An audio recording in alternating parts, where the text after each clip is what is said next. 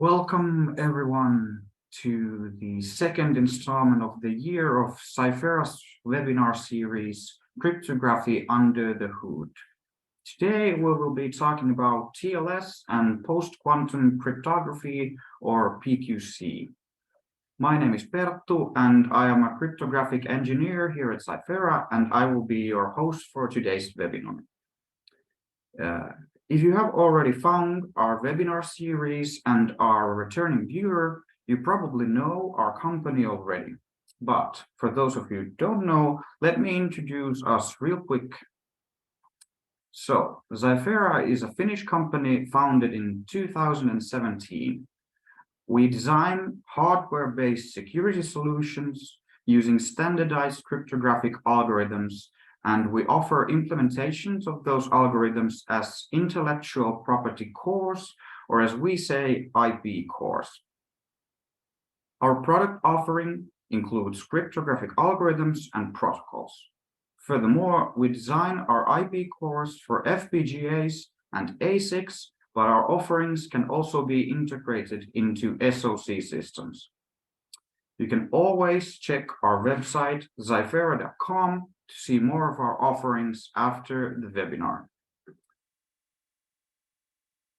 If the upcoming presentation raises any questions, small or large, please submit them to the Q&A box that is located close to the chat icon.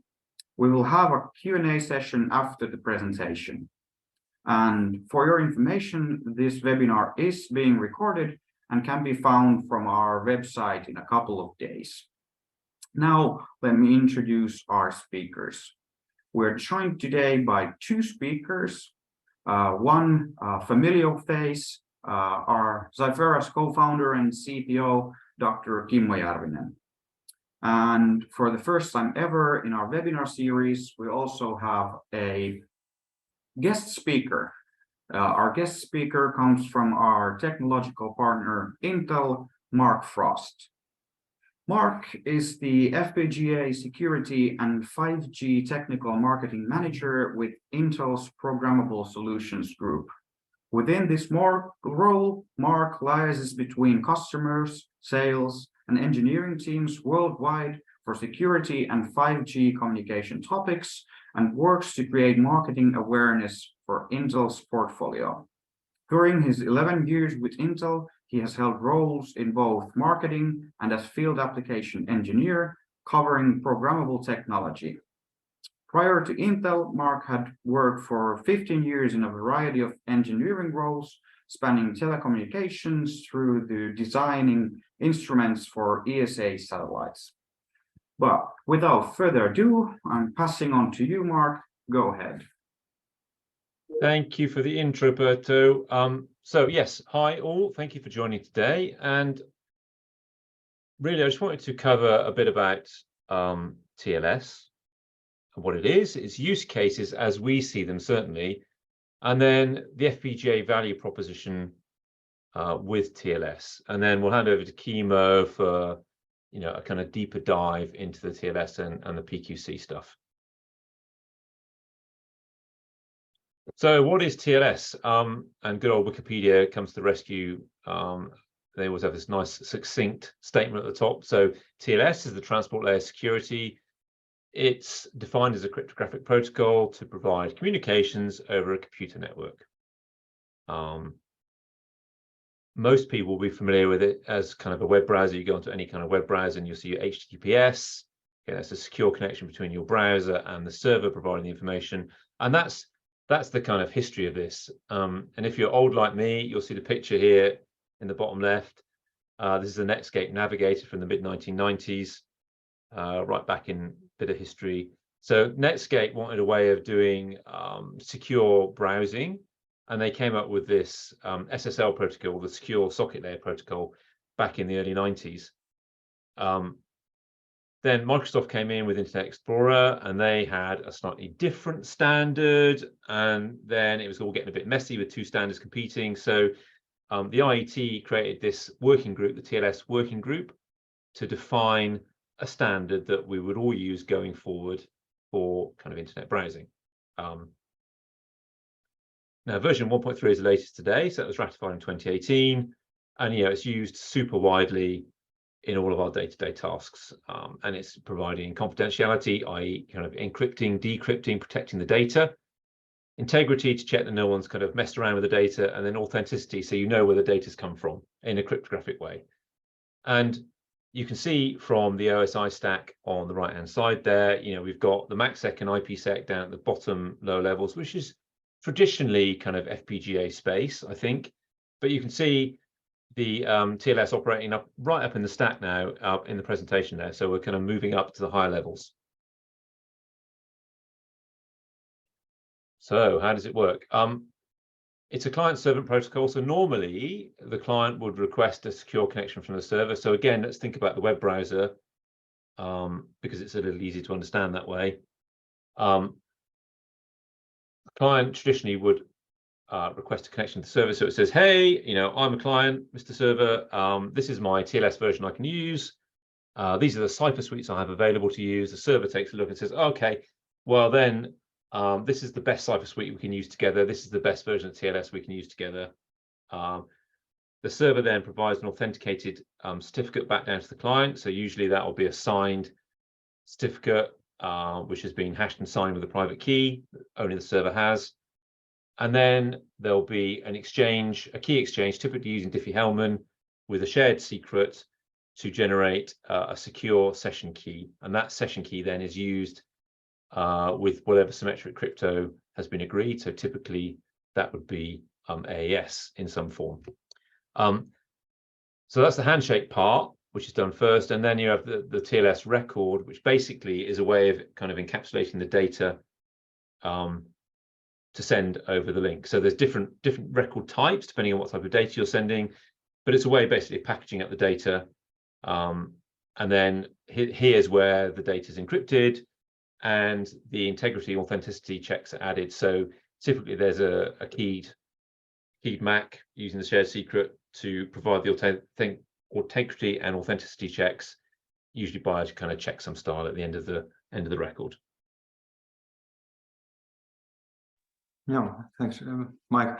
Exactly like you said, that this is the case, that the handshake protocol is actually the kind of main part of the TLS implementation, and that involves most of the use of crypto, different crypto algorithms, and then the record protocol is just reusing these keys that have been exchanged during the handshake.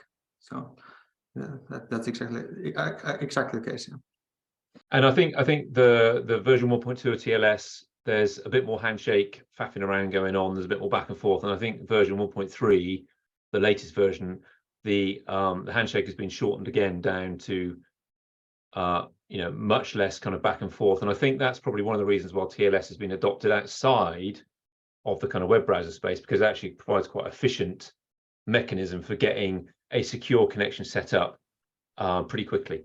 Yeah, exactly. So TLS 1.3 improves that part quite significantly, and it actually what it defines as a novelty is this kind of a zero round trip way of establishing the connection, so that you don't actually have to send data back and forth before you can start communicating. So that's one of the main novelties actually in TLS 1.3. Okay, so let's talk a bit about use cases. We've talked about the web browser stuff because that's traditionally where it came from, but actually we're seeing it can be used to secure kind of really any kind of transport protocol over a network, because of the efficiencies we've already talked about. So probably the number one use case we are seeing is to connect to remote storage. So imagine you've got a server somewhere and you've got a bank of SSD drives. Now, traditionally, that would be connected to the server via maybe PCIe or something like this, so it's very local. But actually now we're seeing more and more drive bays and drive storage kind of remote from where the processing is. And this NVMe over Fabrics kind of spec was defined as a way of efficiently talking to those drives back and forth between the processing element. There's different ways of doing this. There's a bunch of different options, but the most common ones we are seeing now really are TCP or RoCE as it's defined, mainly TCP. And here you can see the relevance now when you looked back at the OSI model on the first page. We're going up in the protocol stack. So, TLS tends to sit really between the kind of TCP and the HTTP at the stack level. So here you can see TLS being used and the use case here. And the FPGA is used to accelerate not only the TCP stack, but also the TLS processing, so the crypto stuff. The second use case, and we're seeing this is kind of coming to the fore now, is in protecting content being streamed. So if you're looking at, like, I don't know, Netflix, for example, and you're streaming content over that, the TLS is being examined and used in some cases for content provision, not just for high-speed video, but also for other applications, some medical applications. We're seeing more and more use cases also in banking and government as well, because it's seen to be, cryptographically secure. And again, here, this tends to be, the FPGA use case tends to be server side, so it's doing the encrypt and heavy lift there. In terms of, endpoint, as it were, right down in the user space, a third really popular use case is this kind of wireline packet sniffer. So looking at, high-speed data links, something that can listen in or intercept or in some way look at the traffic on those links, and it needs a TLS decrypt and everything else that goes with that. So we're seeing a lot of use case. And actually, from where we had a few years back, a lot of people looking at IPsec and MACsec, requesting these use cases all the time, and that's still, the case today. But we're seeing TLS really kind of coming in now as a kind of popular request from many of our customers, looking to see what we can provide, what we can do. Yeah, thanks, Mark. That's actually what we also see in Xiphera is this kind of using FPGAs to accelerate that those heavy computations that are involved in highly loaded servers that need to kind of support thousands and thousands of TLS connections at the same time. And then what it actually means is that you have to do quite a lot of computation. And then FPGAs are, of course, very good devices for accelerating these heavy computations. And actually, the other use case that we have seen in Xiphera is this kind of a security-oriented thing here, that in certain critical applications, it's significant to make sure that the keys are isolated from the rest of the system, and in that's another good point for FPGAs, that you can actually isolate them inside the FPGA, and you can be sure that they are not leaking from the device anymore. Okay, and actually, yeah, it's a good point. We'll talk about that actually on a slide or two time. So thank you, Kimmo. So, okay, where do we fit into this? As Kimmo said, it's quite resource intensive, especially on the server end if you've got thousands of connections. So you need to manage all those connections as best you can with as few resources as possible. And traditionally in the FPGA space, you're looking at getting the highest fabric speed you can. So how fast can you clock the device means you can then possibly squeeze more in or do more with less fabric and keep your costs down.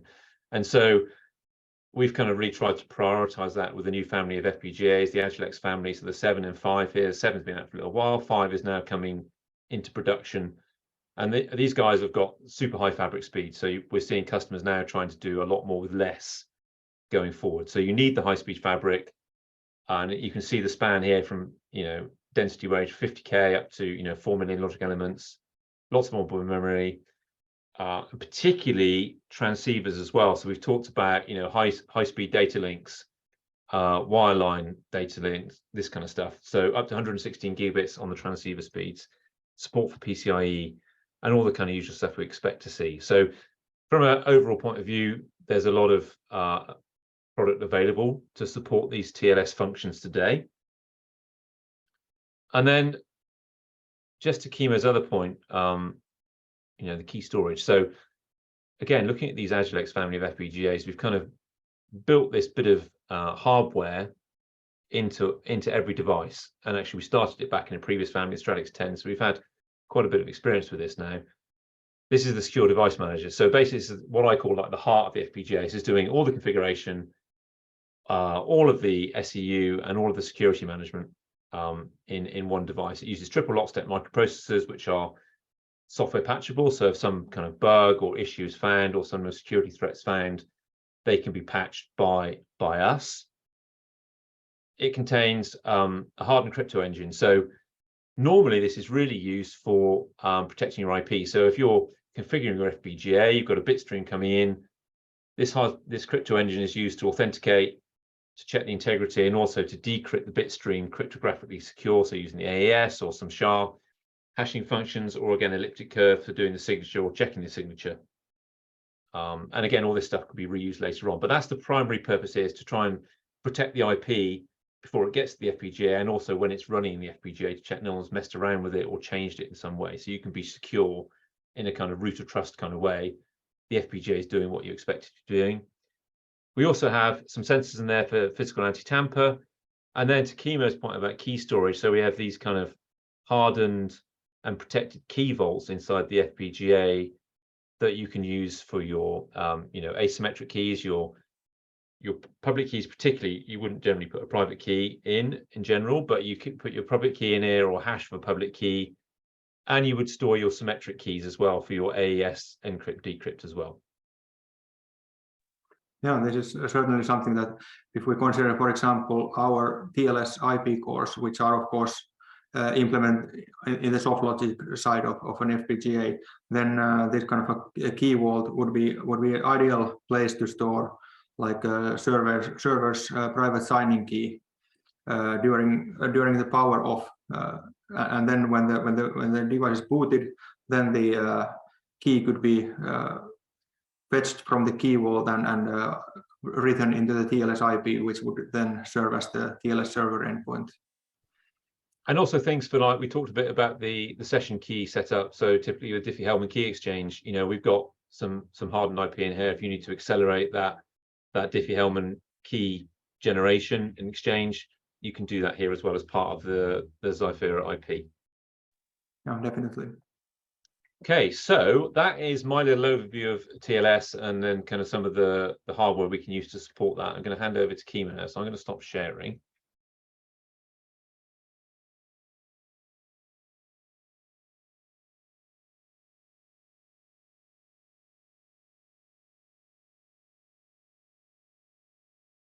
Now you also should see my set of slides. So what I'm talking in my half of the webinar is how will actually the emerging post-quantum cryptography affect the TLS protocol that we just discussed with Mark. So if you have watched any of our previous webinars, you are probably very familiar with post-quantum crypto. But for those who have not participated in these previous webinars and are maybe less familiar what this is, I give a brief introduction that PQC is a form of asymmetric crypto. So you can think of elliptic curves or RSA as the traditional members of asymmetric crypto. But post-quantum crypto is also algorithms for asymmetric crypto, but they are such that they will not be affected by the so-called quantum threat, which affects elliptic curves and RSA. So if somebody is able to build large enough quantum computer, then there are quantum algorithms that can break the security of elliptic curves and RSA, but these post-quantum crypto algorithms are still secure. And actually, the American NIST organization is at the moment standardizing some PQC algorithms, and that's why it is so topical at the moment. But yeah, in order to see how this post-quantum crypto will change TLS, we first take a look on how the TLS handshake is actually working. So the TLS handshake there are basically two parties in this protocol. So there's the client who starts the communication with a server, and the client wants to establish a secure connection with the server. And in the beginning of the protocol, the client sends the so-called client hello message to the server, and this message importantly includes certain fields which define the ciphers that the client is willing to use in the communication with the server. And there, in the beginning, the client says that, okay, now I will support certain groups that I can use for exchanging keys with the server. And in this specific example, the client is willing to use two different elliptic curves for doing that. And then the client will also specify some signature algorithms, and then send so-called key share for the preferred method of key exchange in the end of the client hello message. Then what the server actually does, it selects one of these groups that the client is supporting, and sends the server's key share for that specific algorithm. So as a result of this key exchange, message exchange, then the client has sent its key share to the server, and the server has sent its key share to the client. And by using these key shares, both the client and server are able to come up with the same session secret. Then what the server also sends is a server certificate and a signed and a signature using its own keys. And the purpose of these fields in these hello messages are such that these key shares, as I already said, allow both the client and server to compute the session secret and the key that is then used for protecting the confidentiality and integrity of the connection. So that relevant information for that is in the key shares. Then here in the server certificate and server certificate verify signature, what is the purpose of those is that the client can actually authenticate the server. So by running some signature verifications, the client is actually certain that it is talking with the correct server and not with somebody who claims to be the server. And now if we look at this message exchange from the view of the quantum attacker, so some adversary who has access to a large quantum computer and can break these crypto algorithms that have been used. So what would be the targets of that kind of an attacker? So the obvious target here would be that, okay, it can target these key shares and break either the client's private key or the server's private key by using these public values that have been sent. And what this actually allows the attacker to do is that then the attacker also knows the session secret that is used for protecting this specific session. And then the attacker basically sees all communication that is transferred between the client and the server. But importantly, it's targeting only the specific session. So breaking one session doesn't yet mean that it can break the next or the previous communication between the same client and server. Then if the attacker is able to break these digital signature algorithms that are used for this authentication, then what the attacker can actually do after that, it can basically say or pretend to be the server for different clients, and actually if it's even able to break the certificate or this private key from the certificates that are sent here, then it basically can also create fake certificates for different servers. But importantly, quantum computers that can break these algorithms do not exist today, or at least that's our best guess at the moment, that such machines are not available to any attacker at the moment.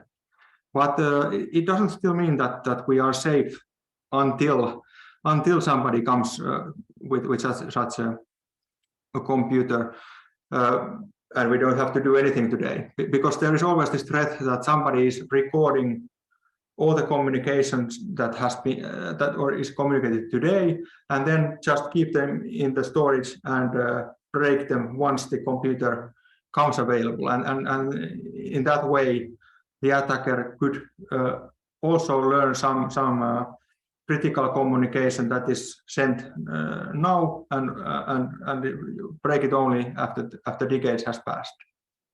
And just Kimmo, just to say here, you know, certainly a lot of FPGA customers are like, security, should we worry about it too much, because you know, FPGA seen it a bit niche maybe, but you know, definitely we're seeing, you know, FPGAs becoming much more widespread, and we do have, you know, some very big customers who take security super seriously, guys providing, you know, cloud services or communication stuff. So security, I think, is becoming a bigger concern amongst the FPGA customer base, and it's not something that we could probably continue to ignore anymore, I don't think, as we have done in the past. No, I agree you fully here. That especially if you are accelerating some crypto communications in computations in critical communication nodes, then of course there can be really high class secrets transferred, and then you have to really take also this kind of threats into account. Yeah, but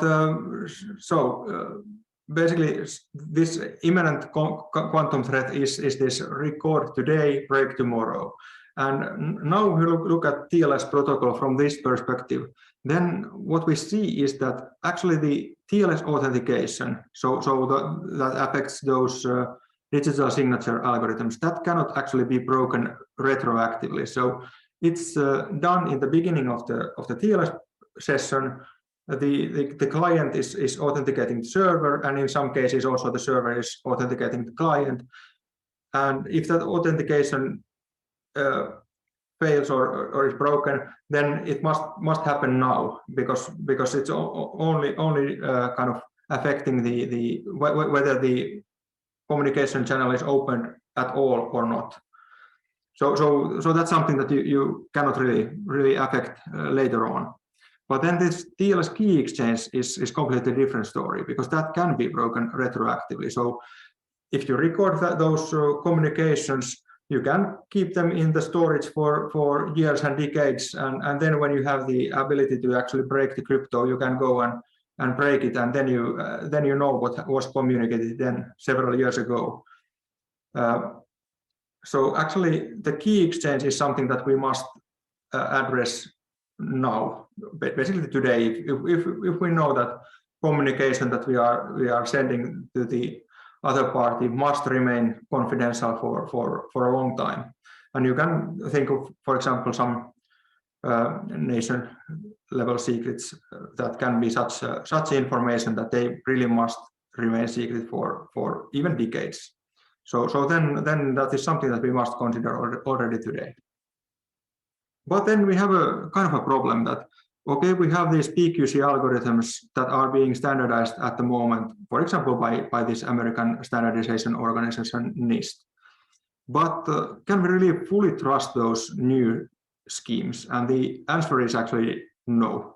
So they are new crypto schemes, and in cryptography, new is not necessarily good, because then we still don't have the level of trust that we would like to have for our most important algorithms. And there actually are good examples that there have been quite bad failures for different PQC algorithms quite recently. So two candidates that were quite far in the competition were actually broken quite completely just a couple of years ago. So although we have nice and good candidates for the PQC algorithms that will be now standardized, we don't fully trust them yet. So this is why many people actually recommend using a so-called hybrid system, where we combine these new quantum safe algorithms with the old elliptic curve algorithms, so that if one of them is broken, then the other one is still keeping the security. So breaking one doesn't affect the security, but so you need to actually break them both before the security goes away. And for this reason, elliptic curves are going to stay in our systems for quite some time. And this is something that many organizations and individuals recommend to do. And this is basically bread and butter of this talk, that how this kind of a hybrid system will be used in TLS. And now that we are focusing on key exchange only, we can see that how it is done at the moment in TLS. So if we are using, for example, elliptic curve Diffie-Hellman, which is the most common way of doing key exchange in TLS nowadays, then basically both the client and the server run their part of the protocol, this elliptic curve Diffie-Hellman, and get some shared session secrets. So both compute their own parts and get the same value. But what they then do is that they don't use that value directly as it is, but they put it into an algorithm called key derivation function, and from there they get these keys that they are actually using for protecting the communication. And the idea of how you do it in a hybrid setting is actually quite simple. So basically you just run these two algorithms in parallel, so elliptic curve Diffie-Hellman and then this new PQC key exchange algorithm, and then you take the outputs of both of them, concatenate them, and put them into this key derivation function and get those keys that you will be using for protecting your communication. But there is a slight problem, that TLS is actually something that kind of defines only a single, or is meant to just to select a single group or algorithm for performing this key exchange. So you basically select a specific elliptic curve or a specific RSA instance to do this key exchange, and there is not really option to choose two. So you cannot say that, okay, now I take this elliptic curve method and this PQC method and then do it kind of separately. But there are some internet drafts that propose how TLS can be actually made to use this hybrid key exchange. And it's actually a rather simple way of doing it. Although we need to define two algorithms, we can actually give just one name for this combination and treat it as a single algorithm in a sense. So what this one of these proposals does is that it basically just defines a name for this combination. Like here in the example, you have this group name SecP384R1, which means that it's a specific type of elliptic curve, and then underscore Kyber 768, which is a specific type of PQC algorithm. And now it's given as a single name for the TLS protocol, and then everything goes according to the normal way of sending client hellos and server hellos. And you don't actually have to change the kind of the format of these messages. Then the key share that is sent is also just a concatenation of the values for these two different algorithms. So you first take the elliptic curve value and then put the PQC value directly after that and send it as a single value to the other party.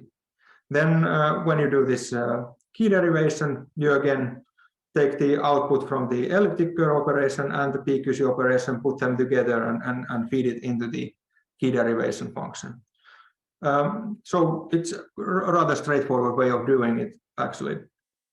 And this specific internet draft that I was referring to defines 4 different groups targeted to slightly different use cases.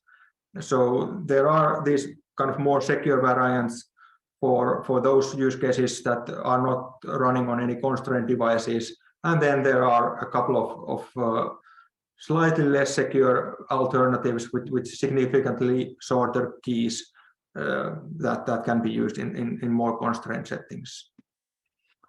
Okay, so let's look what the TLS handshake would look like in this kind of a hybrid setting. So here is first, as a reminder, the old how it used to be, and now when we change to the PQ TLS, we basically just use different values in the same fields. So the most significant change here is the size of these key shares. So PQC methods typically have a lot bigger keys. So that's why these key share fields actually consume a lot more bytes. But that's the main difference actually. So the actual flow of messages and the structure of the messages stays the same. Okay, and then I will end with a few words about our TLS and PQC offering.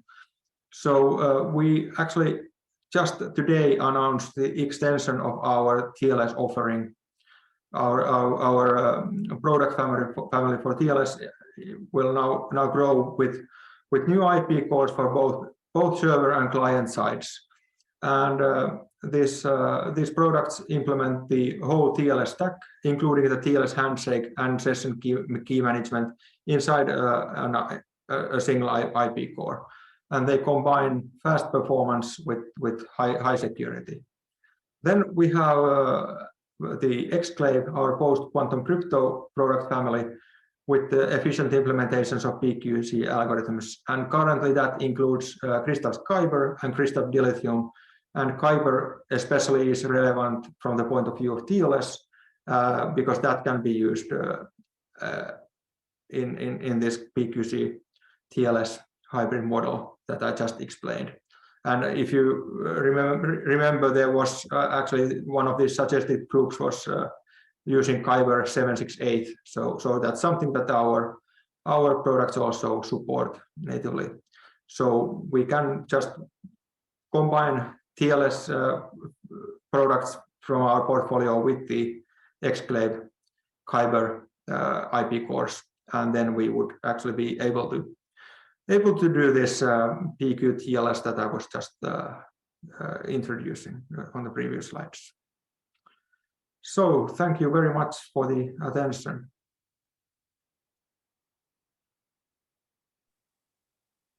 Thank you, Kimmo and Mark, for this very informative talk from which we all definitely learned something.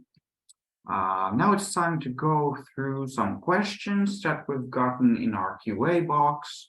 And if you still get any questions, the box is still open, so feel free to ask away. So let's see.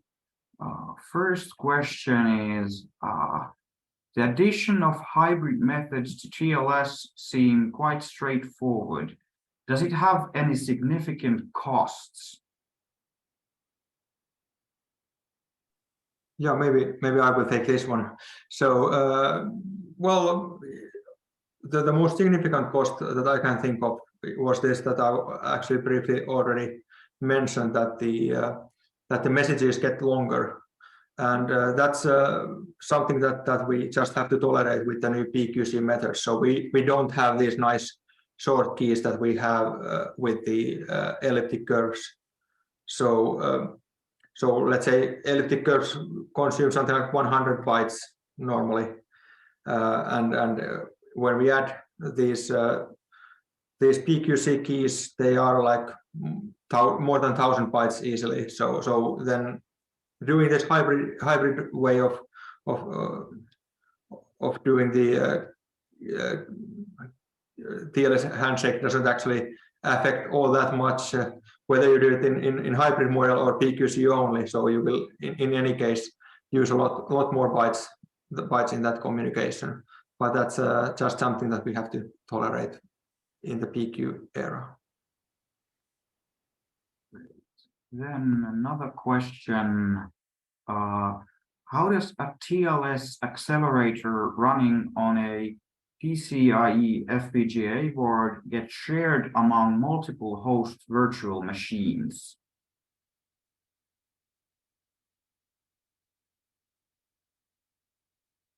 One for Kimmo, I think. I'm not sure. I was just looking at that, thinking, I'm not sure. Yeah. So reading them. So basically, the accelerator itself doesn't really necessarily handle this kind of things. So the simplest accelerators that there are for TLS are such that they just accelerate the kind of the bulk communication, let's say ASGCM. And then what you do is you actually just give a key from the software side to the accelerator. And in that case, this kind of a virtualization is maybe some abstraction levels higher, but yeah, and also so just thinking about some of the kind of AES engines, a lot of them will run in a kind of TDM type mode. So, you know, per clock cycle, you can do a different encrypt decrypt function. So if you can run it fast enough, then you could manage multiple streams at the same time in one bit of IP, just on the encrypt decrypt. Now, as Kimmo says, there's a bunch of other stuff above that, but if you go down to the lower primitives, then yes, it's fairly straightforward to manage that, I think. Great, thank you. And next one we have, you mentioned that some of the crypto IPs are hardened into the FPGA fabric. Given that the FPGAs traditionally have a long life cycle, how do you plan to handle PQC algorithms? Yeah, I mean, it's tricky. You know, if you look at the FPGA lifecycle, it takes, you know, a couple of years to develop a new product, and perhaps even longer, you know, going out to the customers, seeing who wants what in the new product, and you start the planning cycle and design and go to production. Then it might be in the field for, you know, we've got some customers still using FPGAs 25, 30 years later. And there's no way to predict what's going to happen, I think. And if you looked at, you know, Kimmo's slides earlier about, you know, some of the round 4 candidates were broken very quickly. So it's very hard for us to harden up a PQC function now in an FPGA and say, yeah, in 30 years time, that's still going to be good. So all we can do at the moment is the hybrid method, you know, whereas we harden up what we know is good today, and then you use soft IP from, say, the Xiphera guys to do the PQC bit. So we have the hybrid function, and that's really the way we're approaching it at the moment until the NIST stuff is kind of shown to be, you know, proven in use. I don't know how long that's going to take, you know, 5 years after it's finalized or whatever, then we can harden. But until that point, we have to go with the hybrid approach.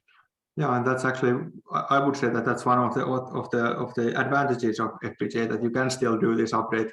In more traditional silicon, you cannot. So basically, what you have, that's what you have until the end. But with the FPGAs, this is not the case. Great. I think we have still time for one more question. Let's see. Here we have, are there any limitations for the PQC methods that can be used in the key exchange? Yes. So the answer is that yes and no. So basically, you can use any algorithm as the second, or in theory even as the third one, using the same scheme that I was showing you today. But then there are still some limitations, like the size of the key share field is limited to 2 to 16 minus 1 bytes, if I recall correctly. So that's something like 65,000 bytes only. And some of these PQC methods have even longer keys. Importantly, for example, this classic McAleese has so long keys that they don't fit into this field. and then the straightforward way of doing things is not possible for that algorithm. Great, thank you. Thank you for all the questions and your answers and the presentations. But unfortunately, we are running out of time. If your question was left unanswered or you get another question in your mind, please do not hesitate to contact us. Contact information can be seen at the bottom of the screen at the moment. And as mentioned previously, this webinar was recorded and can be seen from our web page in a video or an audio format in a couple of days, as well as our previous installments of our web series. They can also be found from our website. Cryptography Under the Hood will return after the summer, so stay tuned for the exact topic and date. Thank you all, our presenters and attendees, for tuning in and attending our webinar, and I hope to see you all in the fall.